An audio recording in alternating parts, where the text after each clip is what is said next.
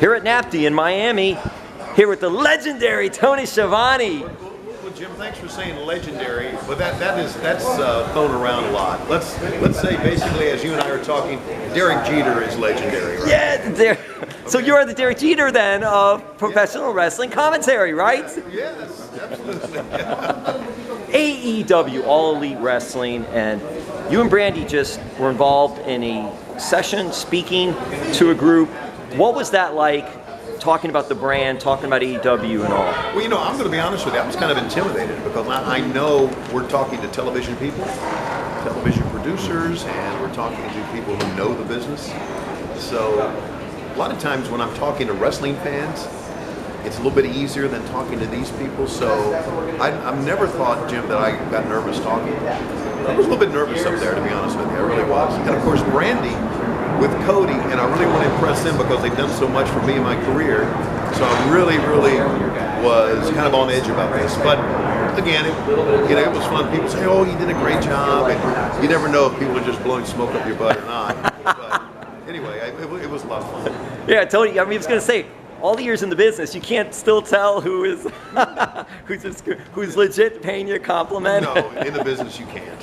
You really. Everything's great. Everything's wonderful. And they tell you that, they pat you on the back, and then they kick you in the ass, and you're gone. Well, Tony, this was really cool because, like you said, a lot of TV executives, a lot of TV people are here at NATPE, and this is what great exposure for All Elite Wrestling. Right. Yeah, when I think of the Fontainebleau, I think of James Bond and Goldfinger, the opening scene. No, I'm kidding. Okay. Yeah, it's great. I thought you were going to say Sinatra. I thought you were going to bring up Sinatra with the Fontainebleau right here. Sean Connery. I really feel revitalized about us and our business. Being able to be here and be a part of the TV scene again. We're making a profound impact, I think, on wrestling. I'm just really excited about being a part of that. I really am. And it's like our leadership, and I'm talking about Tony Khan, I'm talking about the Bucks, I'm talking about Cody, they make you want to get more and more involved in it. It's kind of like, what can I do even more than I'm doing right now? And I really want to do that. I mean, I appreciate flying in, doing a show, flying out, working on Dark, which I work on and help produce that, but I'd like to be even more involved in what's going on. So I feel like sometimes I'm underutilized, but that's just me. That's just, I always thought I had a pretty good work ethic. My dad always told me, he said, work hard because most people don't. And so I feel so great about being here and doing this. Part of being utilized is you just came off a cruise ship. Yes. But make no mistake about it, it wasn't for a vacation per se. No, we stayed at the Courtyard in Nassau and got on the ship, did the show, and got off. What an experience that was. Wow. Chris Jericho's Rock and Rager Wrestling Cruise. Right. How do you like the name? I love it. Listen, Jericho's going to go down as one of the great performers of all time. And he's become a great leader, one of our great leaders of our company. He really has. He's not one of the EVPs, but he's a leader in our company. And I think, I was there when Chris Jericho started, right?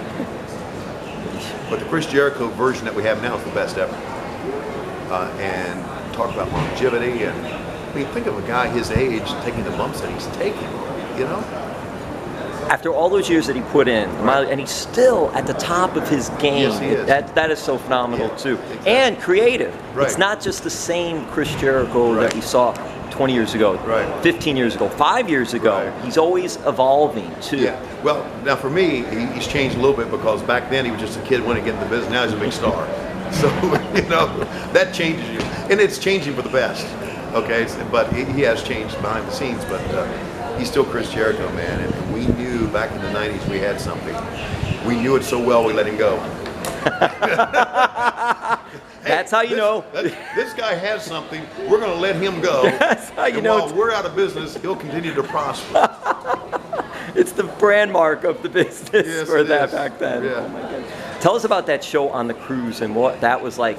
First time, really, that we could think of that there actually was a pro wrestling show on a cruise that's going to be shown on TNT. It's kind of confined. The fans are a lot closer to the stand, to the ring.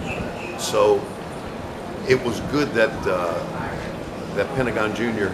and Ray Phoenix were not there, because I think they would have flown into the stands. Or in the water, or in the ocean. They're in the World Tag Team title match. Kazarian and them went outside. They flipped over into the stands. There's a rampway, so they only had 3 sides of the ring to work, outside the ring, and the fans were rabid, man. They were absolutely rabid. One of the great moments, I thought, and this is because this is Chris Jericho's cruise, and they're fans of his band, right, as well as wrestling. Fozzy, right? So you Fozzy and musicians, because they're doing music on the cruise too, right? When he came out and he walked out at his entrance, they knew every word of his entrance song, and they sang it with him as he went down. Great moment. So, that's phenomenal, because you think about the pro wrestling aspect of it, but then you think of the music aspect of it too. That's a great. So it was a great experience, and I think we're going to do it again next year. I don't know if I'm February 1st. You're okay. February 1st through the 5th. Oh, you know it already. It was I guess he announced it yesterday. I've been reading about it and all too. So 2021, they could start making their reservations for that big cruise. I'd never been to the Bahamas before. I was there for like a day. That's fine. But it's really cool. And again, like I had said during the NATPE convention, we're so close to the fans in proximity, and we get to mingle with them. And I don't mind that. I really don't mind that, because I'm not, as far as notoriety, I believe, and stardom is concerned. I mean, you got Jericho and all the guys, right? And then you got me, right down here. So they do not rush to me like they do the other guys, and I like spending time with fans. I do. I do, because I realize how important they are to what we're doing. That's why we do it. Make sense? It does make sense. Okay. It does make sense, Tony, and that's the thing. But you know what? Also, Tony, you're a people person. Yeah. So I think that helps too with that as well. Some people, it's not that they're being rude or mean or anything. They're just not. People are different. Yeah. So everybody's different. But you are a people person. Yeah. Bash of the Beach, Miami. Yeah. We just had that. Yeah. Great South Florida debut for AEW Dynamite and TNT. Yeah. And what was it like wearing the beach shirts again? Oh, I love it. I loved it. I actually, and I was caught doing this, Jim. I actually spent some real hard-earned cash on Tommy Bahama stuff. Oh, that's great. Yeah. A shirt was $135. Oh. And shorts were $94. And I was trying to hide that from Lois. Whoa. She said, "You spent $94 for a pair of shorts?" She said, "You better damn expensive with AEW." TJ Maxx, you get it for $15-20, Tony. I know she knows that. But I was so comfortable in that. I felt so good in that I'd like to do all the shows like that. Yeah, just relax. Just relax. Relax. Real relaxing. Like, and you know what? You and I talked about this before. I love Coral Gables. I love that area. There is a certain part of me that feels an affection for the University of Miami, because Mark, Rick, and I are so good friends. University of Georgia, yeah, right? After University of Miami, Georgia, and then back to Miami, but yeah. Got his cell phone number. I got in touch with him when we were coming down. I thought, I know he's no longer the coach of the team. Maybe we get together. And he's now moved up to Destin into a condo with his wife in there. So I was disappointed in that. But, what a great guy. One of the best. What a great human being. He's very religious man, very good man. Yeah, too good for the college game.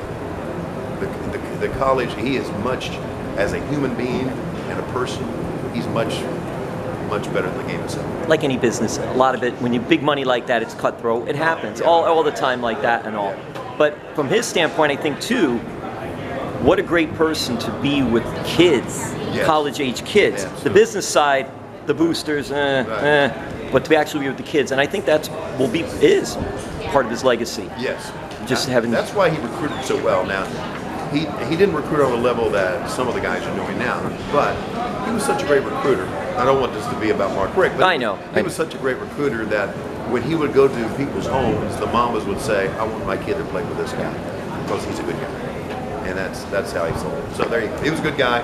I missed him, and gosh, I love this area. It's great being here. And Bash at the Beach, which was the original question, was a wonderful show, and I know we're going to come back to the. And you know what I got to see? You know who my favorite basketball player of all time is? Rick Barry. Well, holy mackerel! Yes, Rick Barry's my favorite basketball player of all time. I heard he was an asshole in real life. I did meet him one time at Disney, but when he was doing a show at the Disney Studios, and I was getting ready to do a show, and there's a mural of him. At University of Miami, because he is one of the greatest basketball players that the University of Miami has ever produced. Exactly. So it was a big moment for me to see. I went, oh, Rick Barry, number 24, he's our man, buddy. That's there. And Rick Barry, Golden State Warriors, an NBA champion. Yeah, they were the underhand free throws. The underhand and he made like 98% of them. Crazy number. I know. This is great, Tony. You know, we want to talk AEW. We're going to wrap this up. We have a few more minutes. Yeah, but I love talking to you about baseball, Mark Rick. We could do all this stuff like that. It's just awesome. Rick Barry, that's so cool. Talking about TV shows. We were talking about that, right? How many TV shows can you cram into a universe? Oh my God, it's incredible here. I know, it's incredible. You just seen it NATPE here in Miami Beach, and all these shows that I'm like, I never see these shows. I mean, what are these shows and all? It's just crazy all the TV out there. One of the shows, though, that's out there that people are watching, AEW Dynamite on TNT. What has it been like working for AEW and also working with Jim Ross? Well, it's been wonderful because, you know, I do prep, but I really feel like the pressure's not on me. The pressure's on Jim and Excalibur. You know, it's like Conrad said during our podcast. He gives me hell all the time during our podcast. He said, "You got the greatest gig in the world." The only thing you say is, "That's right, JR. You're right, Excalibur. You're doing a great job." It's the greatest con game ever. But it is great. Conrad, figure Conrad to say it like that. No, he's great. He's great. So it's great working with JR because he and I have such a great We've always had a great relationship. It kind of parted, you know, when he went one way and I went the other, and we didn't get to connect with each other, but he and I have some great backstories together. He makes me laugh. He knows he makes me laugh. There'll be times on there where sometimes I can't talk on the air because he's making me laugh. Because he said, I think it was in Miami, he says, "I'd always heard about Orange Cassidy," and there he is. And he just, the way he said it, I couldn't talk. I was like back in my chair, and he knows he can get me. So it's great working with him. I think that Excalibur is the future play-by-play guy of our business. He knows it, he loves it, great kid to work with. And I think we're doing a good job of melding the old and the new, bringing back the kids who were fans in the 90s and miss wrestling. You know, I hear it all the time, "You're the voice of my childhood." I do appreciate that. I really, really do. I mean, some guy will say, "I know you hear this all the time, you don't want to hear it, you're the voice." I said, I respect that honor. I'm honored that I was that. And when people say that your podcast or watching Dynamite really brings a smile to my face and makes my day, it means a lot to me. It really does. So, yeah, I'm really enjoying this. And Tony Khan is out of control. How he can have so many things in his brain at one time. With the Jags, with the Fulham team, right, and with his True Sports Media, it's amazing. It really is. And so when I went down, I don't know if I ever told you the story when Tony Khan and I finally talked on the phone. Tony said, "Just come on down to the stadium and we'll talk." I said, "Okay." Went down to TIAA Bank Stadium, right? Jacksonville Jaguars. 7-hour meeting. 7 hours. We had lunch. We talked before. We talked, and I remember thinking, this guy, I want to work for this guy because he's a good person and he takes care of his people. It's been great. 7 hours. 7-hour meeting. And talking about business, life, wrestling, football, just everything, right? Yeah, like football, that and all. Wrestling, my life. That says he cares. Right. Exactly. Hour meeting, have lunch, usually. Yeah, right. Okay, hey, good talking with you. Okay. Yeah, just hung out in his office and we went around the stadium and he told me, he said, I think that I want to make this. I want to make your career again. I want to. You know, I have a lot of respect for your career, and I wanted to bring it back. And it means a lot to me to have you here. And he was genuine. For him to say that to you, yeah, that kind of resonates for you too. Like, okay, this is something I seriously want to consider if I haven't already. Right. I think that. I think one thing that wrestling has done for me, which is good. My wife says I'm good at this. I can read people, and I read Tony Khan immediately. Okay, and I knew he was authentic. I mean, being backstage at wrestling, you can read people in a moment. You really can. So. Well, you can. Yeah. You've been involved in so long. Right. You can sort of read that part about and all, and who's worried about their job, and who's just saying this, and who's with that, and all. We don't. We don't have that, and it's good. It's the new era of these kids. And like Brandi had said, you know, these kids grew up watching wrestling and loving wrestling, who are performing now. They have a respect for the business, and I think it's important what we do. Well, you know, Tony, and we don't have to go into all this, but gosh, it's changed so much, though, because you remember wrestling back even in the 70s. Yeah. It was do your show every night on the road, go out, drink some beers. Right. Go to the next town. Yeah, exactly, and all. But now it's become more of a business, too. Well, it's a TV show. It is a TV show. It is a TV show, and it's a business. But people want to. But wrestlers too, the pro wrestlers, understand what they're doing. Mm-hmm. They're genuine. Yeah. But they understand what they're doing. They understand how important it is to be with fans, and how important it is to, if they're not a role model, at least act like one, or try to act like one, and do things like that and all. I think with social media, I think that has helped shape sort of the industry these days. And I think one of the great success stories in all of wrestling are the Young Bucks, with being the elite and the T-shirt sales. I mean, it's a grassroots branding. It is. It's one of the great success stories ever. Because of them, so many others were able to use their model to do that and say, okay, we don't need to be here to make a good living at this and all. That is true. I was able to interview them on a phone interview before they were in Miami, and we talked a lot about that and just how we're some of the pioneers of branding and how you can make it business-wise in wrestling without being in a huge company or something like that and all. So it's very interesting. Okay. You hear that kid screaming? Yeah, a little bit. Yeah, you know what? Where might we be? Is that what? He's screaming at the TV. No! Okay. Tony. All right, so with that, Tony. Or that was Vince either screaming in my ear telling me that I got to do something, you know. I don't know. Producing me. I may go with the latter. I don't know. No, I'm kidding. So, all right, so what do you like about the business today? What do you enjoy about the business itself? What you're seeing? You mentioned about AEW and what they are and how very fan-friendly AEW is. Yeah. When you're calling a match now, is it different? I know you talk about Jim Ross, and I know your role is different. Right. But do you find that the commentary role overall is different from back when you were doing it then? Not really.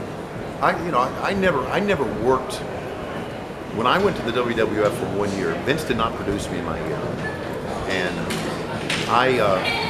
I do understand that now he really produces now, overly produces now. I don't think he could do your job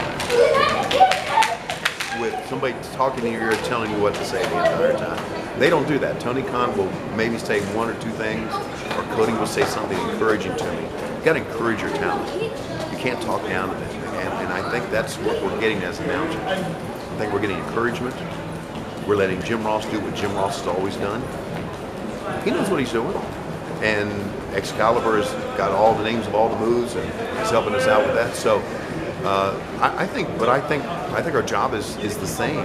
It's making people want to come see us, want to watch TV, make it exciting. Listen, back when I first started doing it, Jim, the curtain had been drawn.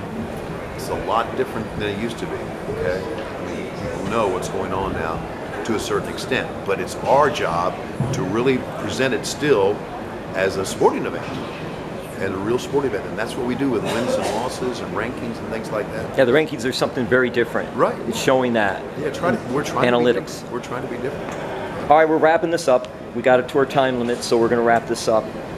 AEW and TNT made an announcement that they're extending Dynamite on TNT and also adding another show. Adding another show. Right. How good?